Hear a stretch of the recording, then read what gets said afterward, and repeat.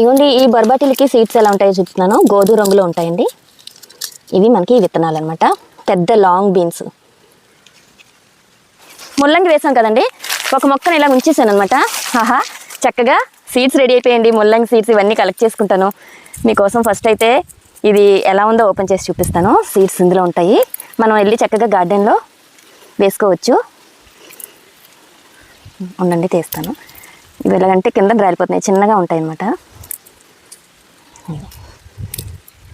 ఇంకో ఇంత చిన్న సీడ్స్ ఉంటాయి ముల్లంగికి.